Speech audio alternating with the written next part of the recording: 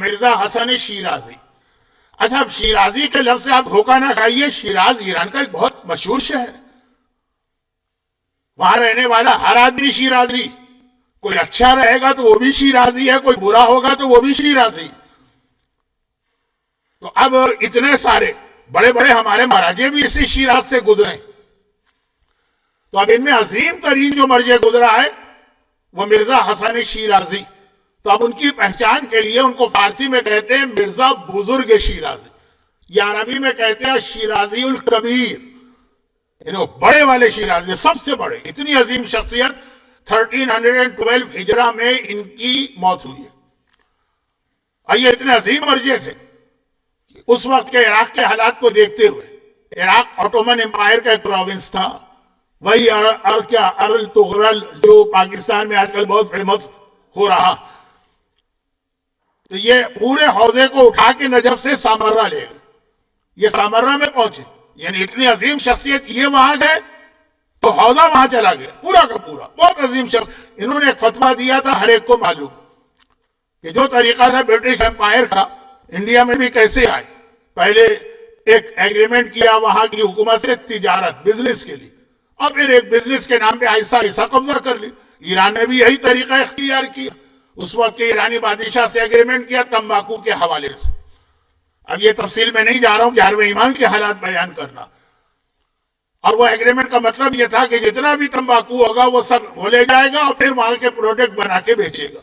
جیسے انڈیا میں یہی ہوا کہ سارا خام مال یا را مٹیریل انگلینڈ جاتا ہے, لیورپول اور مانچسٹر کی ٹیکسٹائل ملیں چلتی ہیں, واپس انڈیا میں آ کے بیچا جاتا ہے, پروفٹ ان کی جیب میں اور ان کا قبضہ بڑھتا جا رہا ہے.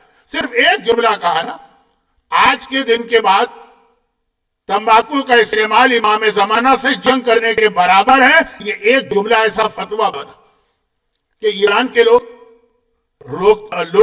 کے اندر تو سب آ گئے, لیکن سمجھانے کے لیے کہ ایران کے لوگ مرد تو مرد, عورتیں بھی تمباکو نوشی کی اتنی عادی ہیں, یہ عادی تھے, اور عراق میں تو ابھی بھی ہیں.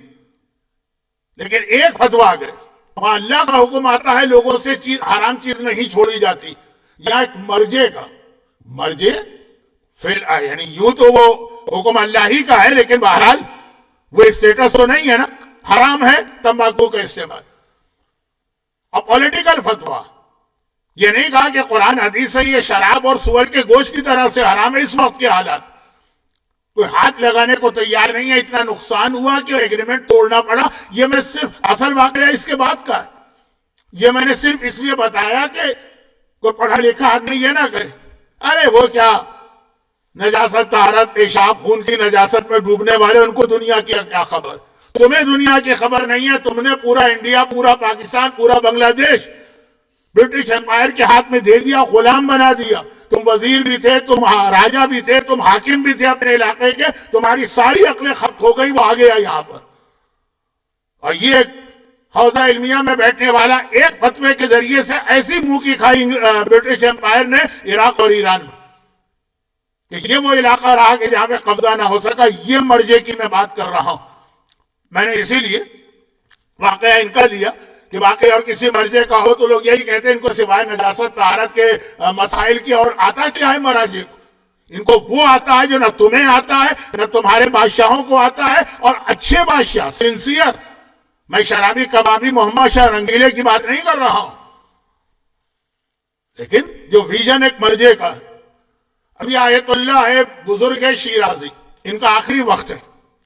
82 کی ایج تھی ان کی. اس زمانے میں ہمارے مراجع کی ایج 80s میں ہوتی تھی. آج الحمدللہ 90s, اور 2-3 مرجع تو ہیں جو 100 کو کراس کر گئے. اللہ ان کے سائے کو ہمارے سروں پہ قائم و دائم رکھے. یہ مراجع کی عمر بھی کافی اب بڑھ گئی, 82 کی تھی. اور میں اکثر مجلسوں میں ایک جملہ کہتا ہوں کہ ایک چیز ایسی ہے جس کے بارے میں یہ فیصلہ کرنا مشکل ہے کہ اسے اچھا سمجھا جائے کہ برا سمجھا جائے. وہ یہ ہے کہ آج کل موتیں اچانک ہوتی, اچانک. ایک آدمی چل رہا ہے, پھر رہا ہے, آپ سے باتیں کر رہا ہے, ابھی آدھا گھنٹہ پہلے آپ کے ساتھ وہ چائے پی رہا تھا, کافی پی رہا تھا, ایک دم خبر آئی مر گئے. اور بہت سے لوگوں کو یہ موت بہت اچھی لگتی, تمنا کرتے ہیں موت آئے تو ایسے آرام سے. اور پہلے زمانے میں، پہلے سے مطلب یہ کوئی 1400 سال نہیں، 60 سال، 70 سال، شاید 50 سال پہلے تک موت کا ایک پروسیس بھی ایسا لمبا ہوتا تھا کہ آدمی کو، جس کو عربی میں، فارسی میں، اردو میں ملا کے کبھی عالم نزا کہتے ہیں، کبھی سکرات کا وقت کہتے ہیں، کہ روح نکلنے میں خاصا ٹائم لگتا تھا. یعنی ایک عام سی چیز تھی. ایک آدھ کیس وہاں بھی ہوتے ہیں سڈن ڈیتھ کے، جیسے ایک آدھ کیس آج کل بھی ہوتے ہوں گے. ایک ہفتہ بستر پہ پڑا ہے، نہ جیتا ہے نہ مرتا ہے، لیکن میں ایک عام بات کر رہا ہوں. تو اب یہ کہ بہت سے لوگ اس سے گھبراتے ہیں کہ یہ والی موت تو بہت خطرناک، اب کون سی اچھی ہے کون سی بری. روایتوں میں ظہور امام زمانہ کی ایک پیشین گوئی یہ کہ اس سے پہلے موتیں اچانک ہوں گی. اس کا اسٹائل یہ بتا رہا ہے کہ یہ بری، یہ والی موت بری، جس میں آدمی کو نہ توبہ کا موقع ملے، نہ گناہوں کو یاد کرنے کا موقع ملے، نہ لوگوں سے معافی تلافی کا موقع ملے. اس سے وہ موت، صرف گھبراتے لوگ اس لیے ہیں کہ شاید اچانک موت میں تکلیف نہیں ہوتی ہے، اور جو ذرا سسک کے موت ہو اس میں تکلیف بہت ہوتی ہوگی، ایسا نہیں. خیر، آغا بزرگ شیرازی، ان کا جو آخری وقت تھا وہ ذرا لمبا ہو گیا. یعنی لمبے سے مطلب 2-4 گھنٹے نہیں، کئی دن گزر گئے، 3-4 دن. اور اس زمانے کے میڈیکل سائنس کی ضمانت تقریباً وہ ہے جب انڈیا میں 1857 کا انڈیپینڈنس موومنٹ چل رہا، جنگ آزادی، جسے انگریز میوٹینیٹی یا غدر کہتے. بالکل وہی زمانہ. ہم لوگ یہاں شکست کھا رہے ہیں، ان کے فتوے نے اس برٹش امپائر کو وہاں شکست دی. آخری وقت، میڈیکل سائنس ابھی بالکل ابتدائی مرحلے میں. اس زمانے میں تھی نہیں میڈیکل سائنس، تو فیصلہ نہیں کر پا رہے ڈاکٹر اور حکیم کہ یہ زندہ ہیں کہ مر گئے. یہ بھی ہماری مذہبی کتابوں میں ایک مسئلہ ہے کہ اگر کسی آدمی کے بارے میں پتہ نہ چلے تو کتنا ویٹ کرنا ہے اس کو غسل میت دینے سے پہلے. اب بہت لمبی بات ہوئی جا رہی ہے، مختصر کرتا ہوں. تو اب لوگ چیک کرنے کے لیے، ڈاکٹروں نے، حکیموں نے جو زمانے کے تھے، بہت پرانی بات بھی نہیں، میں نے کہا 1860s، انہوں نے کہا ہم خود فیصلہ نہیں کر پا رہے یہ زندہ ہے کہ مر گئے. تو اب کیسے چیک کیا جائے؟ تو اب اطراف میں لوگ مرجے، عظیم مرجے، مراجع کے استاد، ان کے شاگردوں کے نام لوں گا تو آپ کی عقلیں حیران ہو جائیں گی، لیکن ٹائم نہیں. خلاصہ یہ ہے کہ اب لوگ قریب آئے. کسی نے آ کے کہا کہ وہ عثمانی خلیفہ کا گورنر آپ کی عیادت کو آیا. یہ تو بہترین موقع تھا نا. فوراً جتنے لوگ کمرے میں تھے وہ سیلفی لے لیتے اور فیس بک کے اوپر فوراً فوٹو آ جاتی اور یوٹیوب کے اوپر فوراً تذکرہ ہو جاتا تاکہ ویور بڑھیں، ٹھور بنے ہمارے. یہ پنجابی کا لفظ ہے. خیر، تو خلاصہ یہ ہے، کوئی کسی قسم کا کوئی موومنٹ، کوئی ریئیکشن نہیں. عثمانی گورنر بہت بڑی بات تھی اس زمانے. دوسرے نے آ کے قریب آ کے کہا کہ وہ شاہ ایران کا ایمبیسڈر آپ کی مزاج پرسی کو آیا. ہم اور آپ کو اپنی جگہ سے اچھل کے رہ جائیں، خالی ایمبیسڈر، کوئی اثر نہیں. کسی نے کہا کہ بہت سارے زائرین آپ کی زیارت کو آئے ہیں، کوئی اثر نہیں. اور یہ واقعہ، اس کے راوی کون ہے؟ عبد الکریم حائری. میں نے کتنی بدتمیزی سے نام لے لیا، وقت کم ہے اس لیے. جنہوں نے قم کا حوضہ علمیہ بنایا، جنہوں نے امام خمینی جیسا شاگرد، جنہوں نے آغا عراقی جیسا شاگرد، جنہوں نے آغا گل بیگانی جیسا شاگرد بنایا، وہ ان کے شاگرد تھے اور وہ ان کے گھر میں رہتے تھے. ایک طرح پالا بھی تھا آغا بزرگ شیرازی نے عبد الکریم حائری کو، فاؤنڈر آف حوضہ علمیہ قم. وہ یہ واقعہ بتا رہے. اب سب طریقے سے ڈاکٹر جواب دے گئے. کیا جواب دے گا؟ کہ نہ ہم ان کو مردہ کہہ سکتے نہ زندہ، ہم فیصلہ نہیں کر سکتے. ہماری میڈیکل سائنس جواب دے گئی. لوگوں نے مختلف باتیں کہیں، کوئی ریئیکشن نہیں. ان کے اپنے بیٹے مرزا علی، یہ حسن ہے ان کے اپنے بیٹے کا نام علی، مرزا علی شیرازی، جو خود ایک مجتہد تھے، بلکہ باپ کے مرنے کے بعد لوگوں نے ان کی تقلید بھی کی. وہ آگے بڑھے، انہوں نے کہا میں ابھی چیک کرتا ہوں کہ زندہ ہے کہ مردہ ہے. وہ کوئی ڈاکٹر ہے؟ وہ کوئی میڈیکل کا ایکسپرٹ ہے؟ نہیں. انہوں نے کس طریقے سے چیک کیا؟ ہمارے ہاں تو مذاق اڑایا جائے گا، اسی لیے میں نے پہلے تمباکو والا واقعہ بتایا کہ وہ مرجع ہے جس کا ایسا ویژن ہے.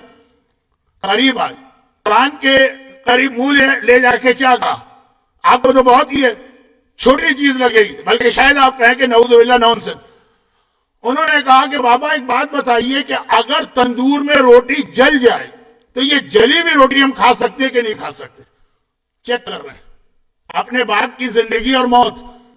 عثمانی گورنر آیا کوئی اثر نہیں, شاہ ایران کا سفیر آیا کوئی اثر نہیں, زائرین زیارت کو آئے کوئی اثر نہیں.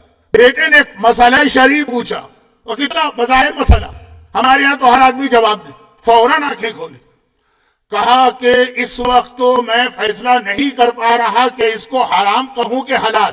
سکرات کا وقت ہے, نزا کا عالم ہے, روح نکل رہی ہے, کئی دنوں سے اس حالت میں ہے کہ سارے سینسز ختم ہو گئے. لیکن ایک مرتبہ کہا کہ 2 دلیلوں سے تو یہ روٹی کھانا حرام لگ رہا ہے. ایک تو یہ کہ یہ روٹی خبائث میں آ رہا.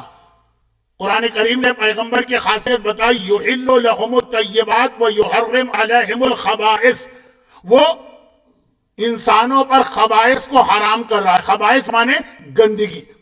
دیکھیں کچھ چیزیں ایسی ہیں جو نجس نہیں, پاک ہے, لیکن کراہیت محسوس ہوتی, گندگی ہوتی, اس کو خبائث کہتے ہیں. خبیث نجس نہیں ہے, جیسے خون اگر آپ کے زخم سے نکلے وہ نجس, اور پیپ وہ پاک ہے, لیکن اس کو کھانا, یا ناک کی کچھ غلاظتیں وہ نجس تو نہیں لیکن کوئی کھا نہیں سکتا, گندگی, خبائث.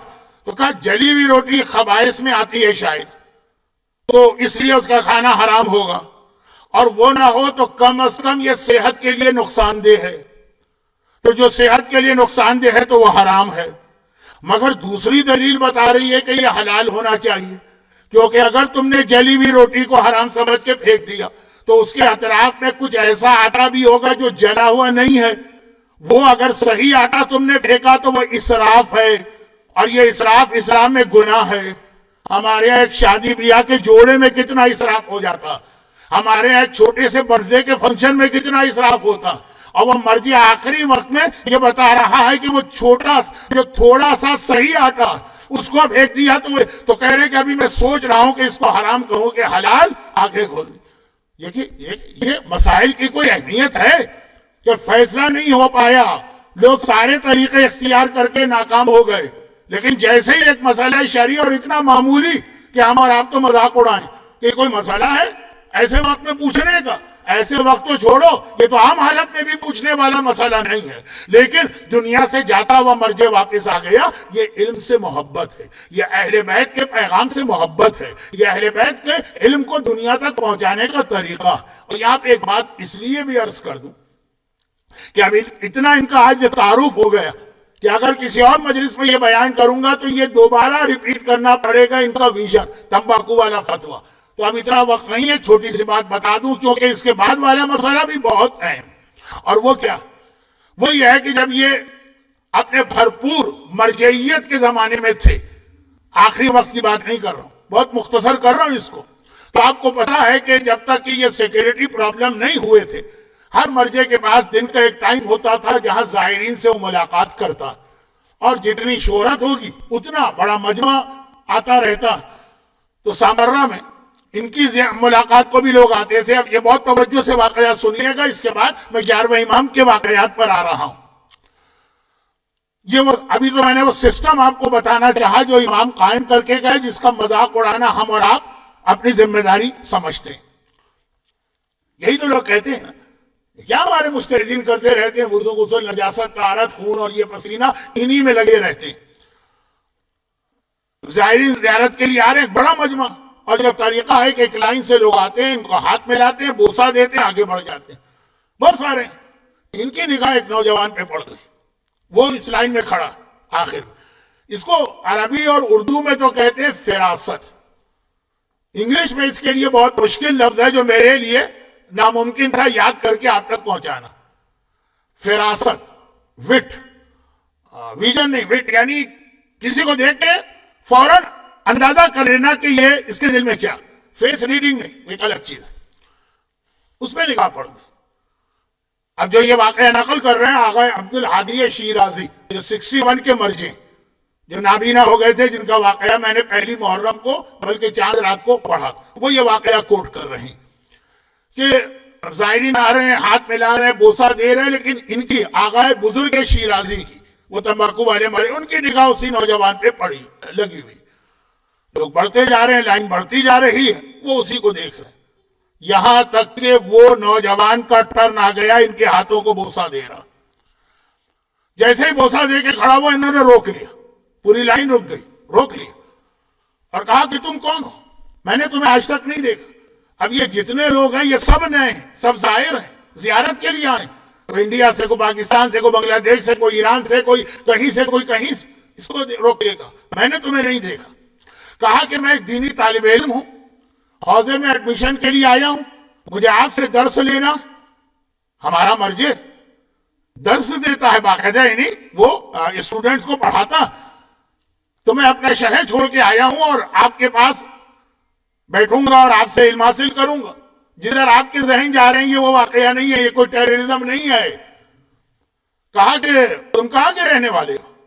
اس نے ایک شیعہ شہر کا نام لیا. مثلا کہا میں کربلا والا ہوں, کربلا سے آیا ہوں, کیونکہ آپ یہاں پر ہیں, آپ کی کلاس یہاں ہوتی تو میں یہاں آیا. انہوں نے کہا ایک کام کرو, تم فوراً اپنے شہر کربلا واپس چلے گا. وہ گھبرا گیا, کہا میں پڑھتا نہیں, یہاں نہیں پڑھوں. فوراً واپس چلے جاؤ اور یہاں پڑھتے تم تو جو تمہیں اسکالرشپ ملتا وہ میں کربلا میں بھی تمہیں دوں گا, وہاں جا کے پڑھو. اب اتنا بڑا مرجع بات کہہ رہا ہے, وہ اسٹوڈنٹ تیار تو ہوا. انہوں نے اپنے نوکر کو بلایا, آغا شیرازی, کہا کہ کربلا جانے والی train Samarra to Karbala, Iraq کا ٹرین سسٹم بھی بہت اچھا رہ چکا اور شہر ابھی بھی اچھا. کہا کہ سامرا جانے والی ٹرین کتنے بجے جاتی ہے؟